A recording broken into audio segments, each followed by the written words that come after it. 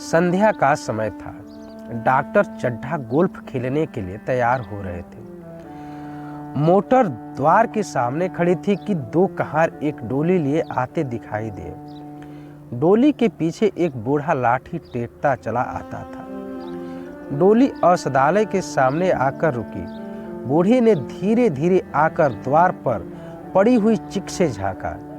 ऐसी साफ सुथरी जमीन पर पैर रखते हुए भय हो रहा था कि कोई घुड़क न बैठे। डॉक्टर साहब को खड़ा देखकर भी उसे कुछ कहने का साहस न हुआ। डॉक्टर साहब ने चिक के अंदर से गरज कर कहा, कौन है, क्या चाहता है? बूढ़े ने हाथ जोड़कर कहा, हुजूर, बड़ा गरीब आदमी हूँ, मेरा लड़का कई दिन से। डॉक्टर साहब ने सिगार जलाकर कहा, कल सवेरे आओ, कल सवेरे, हम इस वक्त मरीजों को नहीं देखते। बूढ़े ने घुटने टेक कर जमीन पर सिर रख दिया और बोला, दुहाई है सरकार की, लड़का मर जाएगा हुजूर, 4 दिन से आंखें नहीं खोली। डॉक्टर चड्ढा ने कलाई पर नजर डाली। केवल 10 मिनट समय और बाकी था। गोल्फ की स्टिक खूंटी से उतारते हुए बोले, कल सवेरे आओ, कल सवेरे, यह हमारे खेलने का समय है। बूढ़े ने पगड़ी उतारकर चौखट पर रख दी और रोक कर बोला, हुजूर, एक निगाह देख लें, बस एक निगाह। लड़का हाथ से चला जाएगा हुजूर, 7 लड़कों में से यही एक बच रहा है हुजूर, हम दोनों आदमी रो रो कर मर जाएंगे सरकार, आपकी बढ़ती हो दीन बंधु। ऐसे उजड़ल देहाती यहाँ प्रायः रोज आया करते थे। डॉक्टर साहब उनके स्वभाव से खूब परिचित थे। कोई कितनी ही कुछ कहे पर वो अपनी ही रट लगाते जाएंगे, किसी की सुनेगी नहीं। धीरे से चिक उठाई और बाहर निकलकर मोटर की तरफ चले। बूढ़ा यह कहता हुआ उनके पीछे दौड़ा, सरकार, बड़ा धर्म होगा हुजूर, दया कीजिए, बड़ा दीन दुखी हूँ, संसार में कोई और नहीं है बाबूजी। मगर डॉक्टर साहब ने उसकी ओर मुंह फेर कर देखा तक नहीं। मोटर पर बैठकर बोले, कल सवेरे आना। मोटर चली गई। बूढ़ा कई मिनट तक मूर्ति की भांति निश्चल खड़ा रहा। संसार में ऐसे मनुष्य भी होते हैं जो अपने आमोद प्रमोद के आगे किसी की जान की भी परवाह नहीं करते। शायद इसका उसे अब भी विश्वास न था। सभ्य संसार इतना निर्मम, इतना कठोर, इसका ऐसा मर्मभेदी अनुभव अब तक न हुआ था। वह उन पुराने जमाने के जीवों में था जो लगी हुई आग को बुझा, औरतों को कंधा देने में, किसी के छप्पर को उठाने में और किसी कलह को शांत करने के लिए सदैव तैयार रहते थे। जब तक बूढ़े को मोटर दिखाई दी, वह खड़ा टकटकी लगाए उस ओर ताकता रहा। शायद उसे अब भी डॉक्टर साहब के लौट आने की आशा थी। फिर उसने कहारों से डोली उठाने को कहा। डोली जिधर से आई थी उधर ही चली गई। चारों ओर से निराश होकर वह डॉक्टर चड्ढा के पास आया था। इनकी बड़ी तारीफ सुनी थी। यहाँ से निराश होकर फिर वह किसी दूसरे डॉक्टर के पास न गया। किस्मत ठोक ली। उसी रात उसका हंसता खेलता 7 साल का बालक अपनी बाल लीला समाप्त करके इस संसार से सिधार गया। बूढ़ी माँ बाप के जीवन का यही एक आधार था।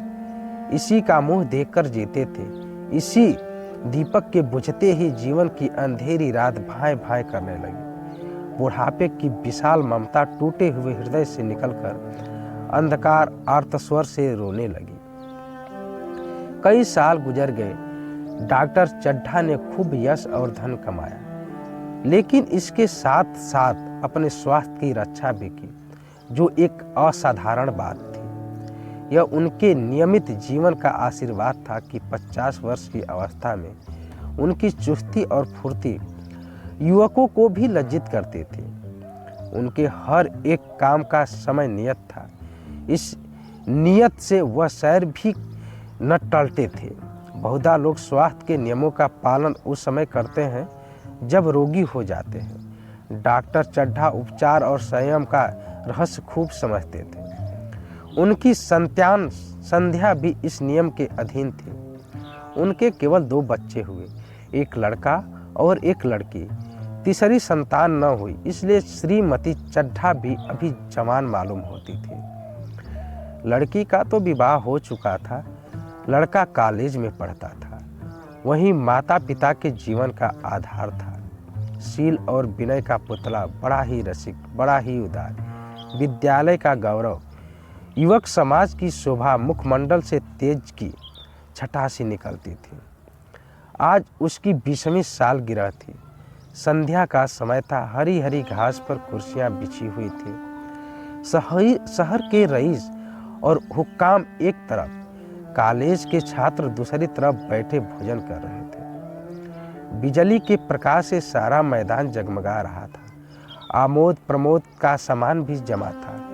छोटा सा प्रहसन खेलने की तैयारी थी। प्रहसन स्वयं कैलाश नाथ ने लिखा था, वही मुख्य एक्टर भी था। इस समय वह एक रेशमी कमीज पहने, नंगे सिर नंगे पांव इधर से उधर मित्रों की आव भगत में लगा हुआ था। कोई पुकारता, कैलाश जरा इधर आना। कोई उधर से बुलाता, कैलाश क्या उधर ही रहोगे।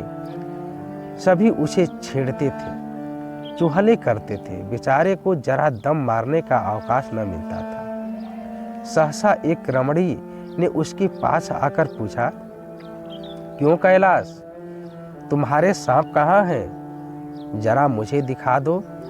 कैलाश ने उससे हाथ मिलाकर कहा, मृणालिनी, इस वक्त क्षमा करो, कल दिखा दूंगा। मृणालिनी ने आग्रह किया, जी नहीं, तुम्हें दिखाना पड़ेगा, मैं आज नहीं मानने की, तुम रोज कल कल करते हो। मृणालिनी और कैलाश दोनों सहपाठी थे और एक दूसरे के प्रेम में पगे हुए। कैलाश को सांप के पालने, खिलाने और नचाने का शौक था। तरह तरह के सांप पाल रखे थे। उनके स्वभाव और चरित्र की परीक्षा करता रहता था। थोड़े दिन हुए उसने विद्यालयों में सांप पर एक मार्के का व्याख्यान दिया था। सांपों को नचाकर दिखाया भी था। प्राणी शास्त्र के बड़े बड़े पंडित भी यह व्याख्यान सुनकर दंग रह गए थे। यह विद्या उसने एक बड़े सफेरे से सीखी थी। सांपों की जड़ी बूटियां जमा करने का उसे मरज था। इतना पता भर मिल जाए कि किसी व्यक्ति के पास कोई अच्छी जड़ी है, फिर उसे चैन न आता था, उसे लेकर ही छोड़ता था। यही व्यसन था। इस पर हजारों रुपये फूंक चुका था। मृणालिनी कई बार आ चुकी थी, पर कभी सांपों को देखने के लिए इतना उत्सुक नहीं हुई थी। कह नहीं सकते आज उसकी उत्सुकता सचमुच जाग गई थी, या वह कैलाश पर अपने अधिकार का प्रदर्शन करना चाहती थी। पर उसका आग्रह बेमौका था। उस कोठरी में कितनी भीड़ लग जाएगी, भीड़ को देख कर सांप कितने चौंकेंगे, और रात के समय उन्हें छेड़ा जाना कितना बुरा लगेगा। इन बातों का उसे जरा भी ध्यान न आया। कैलाश ने कहा, नहीं, कल जरूर दिखा दूंगा। इस वक्त अच्छी तरह दिखा भी तो न सकूंगा। कमरे में तिल रखने को भी जगह न मिलेगी। एक महाशय ने छेड़ कर कहा, दिखा क्यों नहीं देते? जरा सी बात के लिए इतना टाल मटोल कर रहे हो। मिस गोविंद, हरगिज न मानना, देखे कैसे नहीं दिखाते।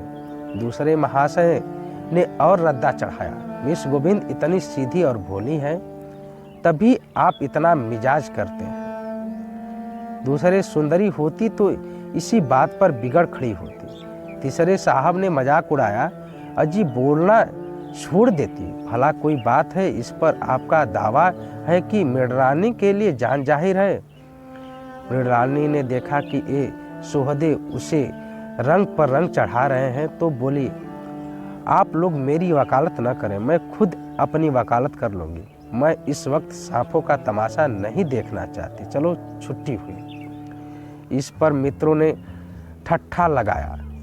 एक साहब बोले, देखना तो आप सब कुछ चाहें, पर दिखाए भी तो। कैलाश को मृणालिनी की झेपी हुई सूरत को देखकर मालूम हुआ कि इस वक्त उनका इनकार वास्तव में उसे बुरा लगा है। यूं ही प्रीत भोज समाप्त हुआ और गाना शुरू हुआ। उसने मृणालिनी और अन्य मित्रों को सांपों के दरबे के सामने ले जाकर महुअर बजाना शुरू किया। फिर एक एक खाना खोलकर एक एक सांप को निकालने लगा। वाह, क्या कमाल था। ऐसा जान पड़ता था कि वो कीड़े उसकी एक एक बात, उसके मन का एक एक भाव समझते हैं। किसी को उठा लिया, किसी को गर्दन में डाल लिया, किसी को हाथ में लपेट लिया। मृणालिनी बार बार मना करती कि इन्हें गर्दन में न डालो, दूर से ही दिखा दो, बस जरा नचा दो। कैलाश की गर्दन में सांपों को लिपटे देखकर उसकी जान निकल जाती थी। पछता रही थी कि मैं व्यर्थ ही इनसे सांप दिखाने को कहा, मगर कैलाश एक न सुनता था। प्रेमिका के सम्मुख अपने सर्पकला प्रदर्शन का ऐसा अवसर पाकर वह कब चूकता। एक मित्र ने टीका की, दांत तोड़ डाले होंगे। कैलाश हंसकर बोला, दांत तोड़ डालना मदारियों का काम है, किसी के दांत नहीं तोड़े गए हैं, कहियो तो दिखा दो। कहकर उसने एक सांप को पकड़ लिया और बोला, मेरे पास इससे बड़ा और जहरीला सांप दूसरा नहीं है। अगर किसी को काट ले तो आदमी आनन फानन में मर जाए, लहर भी न आए। इसके कांटे पर मंत्र नहीं, इसके दांत दिखा दो। मृणालिनी ने उसका हाथ पकड़कर कहा, नहीं नहीं कैलाश, ईश्वर के लिए इसे छोड़ दो, तुम्हारे पैर पड़ते हो। इस पर एक दूसरे मित्र बोले, मुझे तो विश्वास नहीं आता, लेकिन तुम कहते हो तो मान लूँगा। कैलाश ने सांप की गर्दन पकड़कर कहा, नहीं साहब, आप आंखों से देखकर मानिए, दांत तोड़कर वश में किया तो क्या, सांप बड़ा समझदार होता है। अगर उसे विश्वास हो जाए कि इस आदमी से मुझे कोई हानि नहीं पहुंचेगी तो वह उसे हरगिज न काटेगा। मृणालिनी ने जब देखा कि कैलाश पर इस वक्त भूत सवार है तो उसने यह तमाशा न करने के विचार से कहा, अच्छा भाई, अब यहाँ से चलो, देखा गाना शुरू हो गया है, आज मैं भी कोई चीज सुनाऊंगी। यह कहते हुए उसने कैलाश का कंधा पकड़कर चलने का इशारा किया और कमरे से निकल गई। मगर कैलाश विरोधियों का शंका समाधान करके ही दम लेना चाहता था। उसने सांप की गर्दन पकड़कर जोर से दबाई, इतनी जोर से दबाई कि उसका मुंह लाल हो गया, देह की सारी नसें तन गई। सांप ने अब तक उसके हाथों ऐसा व्यवहार न देखा था। उसकी समझ में न आता था कि यह मुझसे क्या चाहते हैं। उसे शायद भ्रम हुआ कि मुझे मार डालना चाहते हैं, अतएव वह आत्मरक्षा के लिए तैयार हो गया। कैलाश ने उसकी गर्दन खूब दबाकर मुंह खोल दिया और उसके जहरीले दांत दिखाते हुए बोला, जिन सज्जनों को शक हो आकर देख लें। आया विश्वास या अब भी कुछ शक है? मित्रों ने आकर उसके दांत देखे और चकित हो गए। प्रत्यक्ष प्रमाण के सामने संदेह को स्थान कहा। मित्रों का शंका निवारण करके कैलाश ने सांप की गर्दन ढीली कर दी और उसे जमीन पर रखना चाहा, पर वह काला गेहुमन क्रोध से पागल हो रहा था। गर्दन नरम पड़ते ही उसने सिर उठाकर कैलाश की उंगली में जोर से काटा और वहां से भागा। कैलाश की उंगली से टप टप खून टपकने लगा। उसने जोर से उंगली दबा ली और उसने कमरे की तरफ दौड़ा।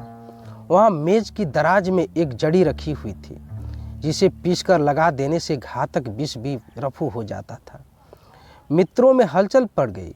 बाहर महफिल में भी खबर हुई। डॉक्टर साहब घबरा कर दौड़े। फौरन उंगली की जड़ कसकर बांधी गई और जड़ी पीसने के लिए दी गई। डॉक्टर साहब जड़ी के कायल न थे। वह उंगली का डसा भाग नस्तर से काट देना चाहते थे, मगर कैलाश को जड़ी पर पूर्ण विश्वास था। मृणालिनी पियानो पर बैठी हुई थी। यह खबर सुनते ही दौड़ी और कैलाश की उंगली से टपकते हुए खून को रुमाल से पोंछने लगी। जड़ी पीछे जाने लगी और उस पर 1 मिनट में कैलाश की आंखें झमकने लगी। ओठों पर पीलापन दौड़ने लगा, यहाँ तक कि वो खड़ा न रह सका, फर्श पर बैठ गया। सारे मेहमान कमरे में जमा हो गए। कोई कुछ कहता, कोई कुछ। इतने में जड़ी पीसकर आ गई। मृणालिनी ने उंगली पर लेप किया।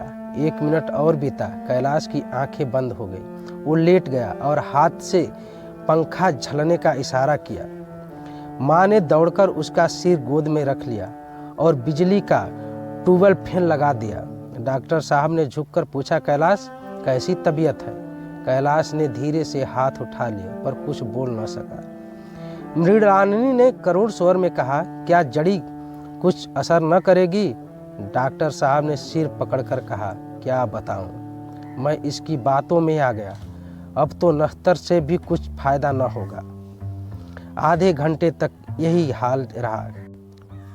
कैलाश की दशा प्रतिक्षण बिगड़ती जाती थी, यहाँ तक कि उसकी आंखें पथरा गई, हाथ पांव ठंडे पड़ गए, मुख की कांति मलिन पड़ गई, नाड़ी का कहीं पता नहीं, मौत के सारे लक्षण दिखाई देने लगे। घर में कोहराम मच गया।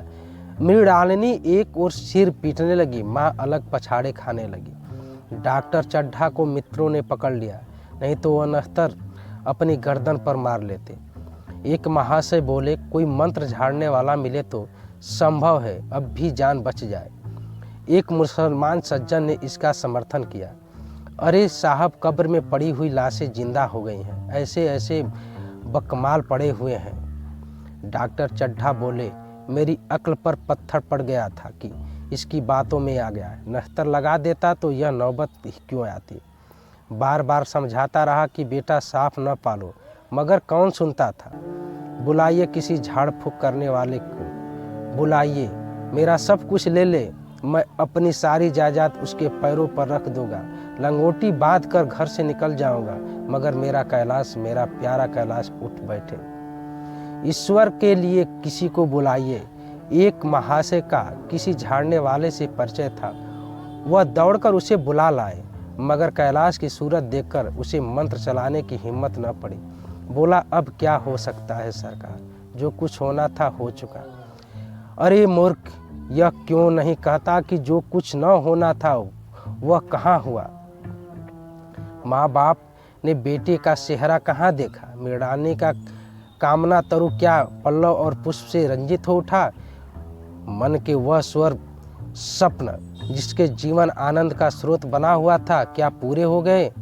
जीवन के नृत्यमय तरीका मंडित सागर में आमोद की बहार लूटते हुए क्या उसकी नौका जलमग्न नहीं हो गई। जो न होना था वह हो गया। वही हरा भरा मैदान था, वही सुनहरी चांदनी एक निशब्द संगीत की भांति प्रकृति पर छाई हुई थी। वह मित्र समाज था, वही मनोरंजन के सामान थे, मगर जहाँ हास्य की ध्वनि थी वहाँ करुण कंदन और आश्रु प्रवाह था। शहर से कई मील दूर एक छोटे से घर में एक बूढ़ा और बुढ़िया अंगीठी के सामने बैठे जाड़े की रात काट रहे थे। बूढ़ा नारियल तंबाकू पीता था और बीच बीच में खांसता था। बुढ़िया दोनों घुटनियों में सिर डाले आग की ओर ताक रही थी। एक मिट्टी के तेल की कुप्पी ताक पर जल रही थी। घर में न चारपाई थी न बिछौना, एक किनारे थोड़ी सी पुआल पड़ी हुई थी। इसी कोठरी में एक चूल्हा था। बुढ़िया दिन भर उपले और सूखी लकड़ियां बटोरती थी। बूढ़ा रस्सी बटकर बाजार में बेच आता था। यही उनकी जीविका थी।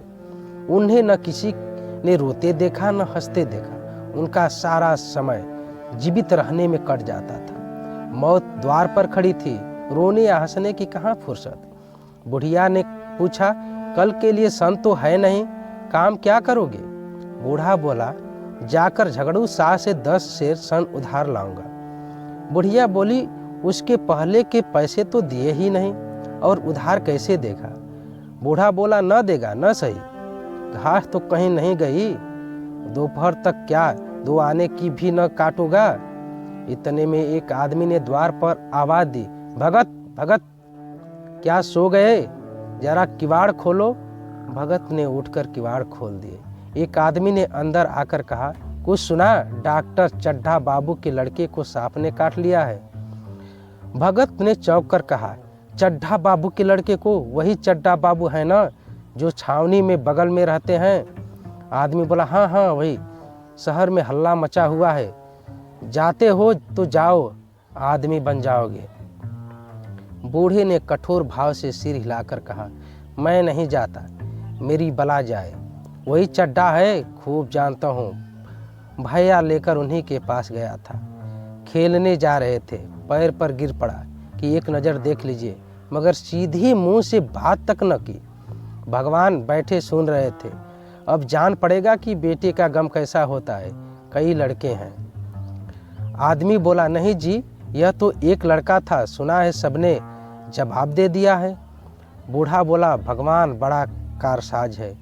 उस वक़्त मेरी आंखों में आंसू निकल पड़े थे, पर उन्हें तनिक भी दया न आई थी। मैं तो उनके द्वार पर होता तो भी बात न पूछता। आदमी बोला, तो न जाओ, हमने जो सुना था सो कह दिया। बूढ़ा बोला, अच्छा किया, कलेजा ठंडा हो गया, आंखें ठंडी हो गई, लड़का भी ठंडा हो गया होगा। तुम जाओ, आज चैन की नींद सोऊंगा। बुढ़िया से, जरा तम्बाकू ले ले, एक चीलम और पीऊंगा, अब मालूम होगा लाला को, सारी साहबी निकल जाएगी, हमारा क्या बिगड़ा। लड़के के मर जाने से कुछ राज तो नहीं चला गया, जहाँ 6 बच्चे गए थे वहाँ एक और चला गया, तुम्हारा तो राज सुना हो जाएगा। उसी के वास्ते सबका गला दबा दबा कर चूड़ा था ना, अब क्या करोगे। एक बार देखने जाऊंगा, पर कुछ दिन बाद मिजाज का हाल पूछूंगा। आदमी चला गया।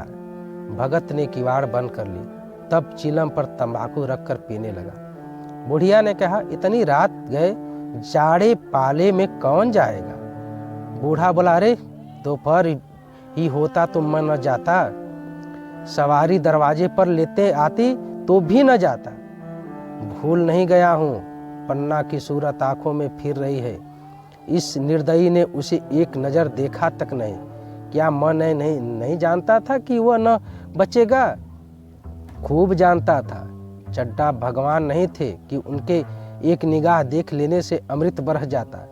नहीं, खाली मन की दौड़ थी। अब किस दिन जाऊंगा और कहूँगा, क्यों साहब कहिए, क्या रंग है। दुनिया बुरा कहेगी, कहे, कोई परवाह नहीं। छोटे आदमियों में तो सब ऐब है, बड़ों में कोई ऐब नहीं होता, देवता होते हैं। भगत के लिए यह जीवन में पहला अवसर था कि ऐसा समाचार पाकर वह बैठा रह गया हो। 80 वर्ष के जीवन में ऐसा कभी न हुआ था कि सांप की खबर पाकर वह दौड़ा न गया हो। माघ पूस की अंधेरी रात, चैत बैसाख की धूप और लू, सावन भादों की चढ़ी हुई नदी और नाले, किसी की उसने कभी परवाह न की। वह तुरंत घर से निकल पड़ता था, निस्वार्थ निष्काम। लेन देन का विचार कभी दिल में आया नहीं। जान का मूल्य कौन दे सकता है। यह एक पुण्य कार्य था। सैकड़ों निराशों को उसके मंत्रों ने जीवन दान दे दिया था, पर वह घर से कदम नहीं निकाल सकता। यह खबर सुनकर सोने जा रहा है। बुढ़िया ने कहा, तंबाकू अंगीठी के पास रखी हुई है, उसके भी आज 2.5 पैसे हो गए, देती ही न थी। बुढ़िया यह कहकर लेटी।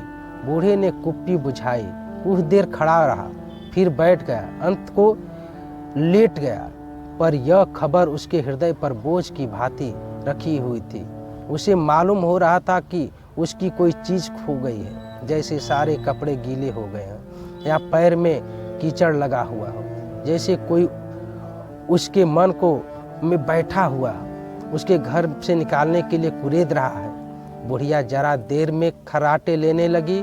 बूढ़े बातें करते करते सोते हैं और जरा सा खटा होते ही जाग जाते हैं। तब भगत उठा, अपनी लकड़ी उठा ली और धीरे से किवाड़ खोले। बुढ़िया ने पूछा, कहाँ जाते हो। भगत बोला, कहीं नहीं, देखता था कि कितनी रात है। बुढ़िया बोली, अभी बहुत रात है, सो जाओ। बूढ़ा बोला, नींद नहीं आती। बुढ़िया बोली, नींद कहाँ आएगी, मन तो चड्ढा के घर पर लगा हुआ है। बूढ़ा बोला, चड्ढा ने मेरे साथ कौन सी नेकी कर दी है जो वहाँ जाऊं, वह आकर पैर पड़े तो भी न जाऊं। बुढ़िया बोली, उठे तो तुम इसी इरादे से ही। बूढ़ा बोला, नहीं री, ऐसा नहीं, पागल हूँ जो कि मुझे काटे बोए उसके लिए फूल बोता फिरो। बुढ़िया फिर सो गई। भगत ने किवाड़ लगा दी और फिर आकर बैठकर, पर उसके मन में कुछ ऐसी दशा थी जो बाजे की आवाज़ कान में पड़ते ही उपदेश सुनने वालों की होती है। आंखें चाहे उपदेशक की ओर, पर कान बाजे की ओर ही होते हैं। दिल में भी बाजे की ध्वनि गूंजती रहती है। शर्म के मारे जगह से नहीं उठता। निर्दयी प्रतिघात का भाव भगत के लिए उपदेशक था, पर हृदय उस अभागे युवक की ओर था। जो इस समय मर रहा था, जिसके लिए एक एक पल का विलंब घातक था। उसने फिर किवाड़ खोले, इतने धीरे से कि बुढ़िया को खबर भी न हुई। बाहर निकल आया। उसी वक्त गांव का चौकीदार गश्त कर लगा रहा था। बोला, कैसे उठे भगत? आज तो बड़ी सर्दी है, कहीं जा रहे हो क्या? भगत ने कहा, नहीं जी, जाऊंगा कहाँ, देखता था अभी कितनी रात है। भला कै बजे होंगे? चौकीदार बोला, 1 बजा होगा और क्या। अभी थाने से आ रहा था तो डॉक्टर चड्ढा बाबू के बंगले पर बड़ी भीड़ लगी हुई थी। उनके लड़के का हाल तो तुमने सुना होगा, कीड़े ने छू लिया है, चाहे मर भी गया हो। तुम चले जाओ तो शायद बच जाए, सुना है 1000 तक देने को तैयार है। भगत बोला, मैं तो न जाऊं, चाहे वह 10 लाख भी दे। मुझे 10,000 या 10 लाख लेकर करना क्या है? कल मर जाऊंगा, फिर कौन भोगने वाला बैठा हुआ है। चौकीदार चला गया। भगत ने आगे पैर बढ़ाए, जैसे नशे में आदमी की देह अपने काबू में न रहती। पैर कहीं रखता, पड़ता कहीं है, कहता कुछ है, जबान से निकलता कुछ है। वही हाल इस समय भगत का था। मन में प्रतिकार था, पर कर्म मन के अधीन न था। जिसने कभी तलवार नहीं चलाई, वह इरादा करने पर भी तलवार नहीं चला सकता था। उसके हाथ कांपते हैं, उठते ही नहीं। भगत लाठी खट खट करता लपका चला जाता था। चेतना रोकती थी पर उपचेतना बोलती थी। सेवक स्वामी पर हावी था। आधी राह निकल जाने के बाद सहसा भगत रुक गया। हिंसा ने क्रिया पर विजय पाई। मैं यूं ही इतनी दूर चला आया। इस जाड़े पाले में मरने की मुझे क्या पड़ी थी? आराम से सोया क्यों नहीं? नींद नहीं आती? न सही 2-4 भजन ही गाता। व्यर्थ ही इतनी दूर दौड़ आया। चड्ढा का लड़का रहे या मरे, मेरी कला से मेरे साथ उन्होंने ऐसा कौन सा सलूक किया था कि मैं उनके लिए मरूं? दुनिया में हजारों मरते हैं, हजारों जीते हैं, मुझे किसी से मरने जीने से मतलब। मगर उपचेतना ने अब एक दूसरा रूप धारण किया, जो हिंसा से बहुत कुछ मिलता जुलता था। वह झाड़ फूक करने नहीं जा रहा है। वो देखेगा कि लोग क्या कह रहे हैं। डॉक्टर साहब का रोना पीटना देखेगा, किस तरह सिर पीटते हैं, किस तरह पछाड़े खाते हैं। वे लोग तो विद्वान होते हैं, सबर कर जाते होंगे। हिंसा भाव को यूं धीरज देता हुआ वह फिर आगे बढ़ा। इतने में 2 आदमी आते दिखाई दिए। दोनों बात करते चले आ रहे थे। चड्ढा बाबू का घर उजड़ गया। वही तो एक लड़का था। भगत के कान में यह आवाज़ पड़ी। उसकी चाल और तेज हो गई। थकान के मारे पांव न उठते थे। सिरोभाग इतना बढ़ जाता था मानो अब मुंह के बल गिर पड़ेगा। इस तरह वह कोई 10 मिनट चला होगा कि डॉक्टर साहब का बंगला नजर आया। बिजली की बत्तियां जल रही थी, मगर सन्नाटा साया हुआ था। रोने पीटने की आवाज़ भी न आती थी। भगत का कलेजा धक धक करने लगा। कहीं मुझे बहुत देर तो नहीं हो गई। वह दौड़ने लगा। अपनी उम्र में वह इतना तेज कभी न दौड़ा था। बस यही मालूम होता था मानो उसके पीछे मौत दौड़ी आ रही है। 2 बज गए थे। मेहमान विदा हो गए। रोने वालों में केवल आकाश के तारे रह गए थे और सभी रो रो कर थक गए थे। बड़ी उत्सुकता के साथ लोग रह रह कर आकाश की ओर देखते थे कि किसी तरह सुबह हो और लाश गंगा की गोद में दी जाए। सहसा भगत ने द्वार पर पहुंचकर आवाज़ दी। डॉक्टर साहब समझे कि कोई मरीज आया होगा। किसी और दिन उन्होंने उस आदमी को धुतकार दिया होता, मगर आज बाहर निकल आए। देखा एक बूढ़ा आदमी खड़ा है, कमर झुकी हुई, पोपला मुंह, बाहें तक सफ़ेद हो गई थी, लकड़ी के सहारे कांप रहा था। बड़ी नम्रता से बोले, क्या है भाई, आज तो हमारे ऊपर ऐसी मुसीबत पड़ गई है कि कुछ कहते नहीं बनता। फिर कभी आना इधर, 1 महीना तक तो शायद मैं किसी भी मरीज को न देख सकूंगा। भगत ने कहा, सुन चुका हूँ बाबूजी, इसलिए आया हूँ। भैया कहाँ है, जरा मुझे दिखा दीजिए। भगवान बड़ा कारसाज है, मुर्दे को भी जिला सकता है। कौन जाने अब भी उसे दया आ जाए। चड्ढा ने व्यथित स्वर से कहा, चलो देख लो। मगर 3-4 घंटे हो गए हैं, जो कुछ होना था हो चुका। बहुतेरे झाड़ने फूकने वाले देख देख कर चल गए। डॉक्टर साहब को आशा तो क्या होती, हाँ बूढ़े पर दया आ गई। अंदर ले गए। भगत ने लाश पर 1 मिनट तक देखा, तब मुस्कुराकर बोला, अभी कुछ नहीं बिगड़ा है बाबूजी, यह नारायण चाहेंगे तो आधे घंटे में भैया उठ बैठेगा। आप नाहक दिल छोटा कर रहे हैं, जरा कहारों से कहिए पानी तो भरे। कहारों ने पानी भर भर कर कैलाश को नहलाना शुरू किया। पाइप बंद हो गया था। कहारों की संख्या अधिक न थी, इसलिए मेहमानों ने अहाते के बाहर के कुएं से पानी भर भर कर कहारों को दिया। मृणालिनी कलशा लिए पानी ला रहे थे। बूढ़ा भगत खड़ा मुस्कुरा मुस्कुरा कर मंत्र पढ़ रहा था, मानो विजय उसके सामने खड़ी है। जब एक बार मंत्र समाप्त हो जाता तो यह एक जड़ी कैलाश के सिर पर डाल देता, और न जाने कितनी बार भगत ने मंत्र फूका। आखिर जब उषा ने अपनी लाल लाल आंखें खोली तो कैलाश की भी लाल लाल आंखें खुल गई। एक क्षण में उसने अंगड़ाई ली और पानी पीने को मांगा। डॉक्टर चड्ढा दौड़कर नारायणी को गले लगा लिया। नारायणी दौड़कर भगत के पैर पर गिर पड़ी और मृणालिनी कैलाश के सामने आंखों में आंसू भरे पूछने लगी, अब कैसी तबीयत है। एक क्षण में चारों तरफ खबर फैल गई। मित्रगण मुबारकबाद देने आने लगे। डॉक्टर साहब बड़े श्रद्धा भाव से हर एक के सामने भगत का यश गाते फिरते थे। सभी लोग भगत के दर्शन के लिए उत्सुक हो उठे, मगर अंदर जाकर देखा तो भगत का कहीं पता न था। नौकरों ने कहा, अभी तो यहीं बैठे चीलम पी रहे थे, हम लोग तंबाकू देने लगे तो नहीं ली। अपने पास से तंबाकू निकालकर भरी। यहाँ तो भगत की चारों ओर तलाश होने लगी और भगत लपका हुआ घर चला जा रहा था कि बुढ़िया के उठने से पहले पहुंच जाऊं। जब मेहमान लोग चले गए तो डॉक्टर साहब ने नारायणी से कहा, बुढ़ा न जाने कहाँ चला गया, एक चिलम तंबाकू का भी रवादार न हुआ। नारायणी बोली, मैंने तो सोचा था इसे कोई बड़ी रकम दोगी।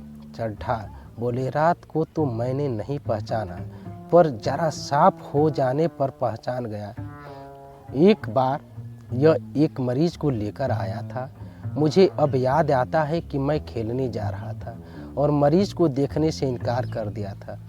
आज उस दिन की बात याद करके मुझे जितनी ग्लानि हो रही है उसे प्रकट नहीं कर सकता। मैं उसे अब खोज निकालूंगा और उसके पैर पर गिरकर अपना अपराध क्षमा कराऊंगा। वह कुछ लेगा नहीं, यह जानता हूँ। उसका जन्म यश की वर्षा करने के लिए हुआ है।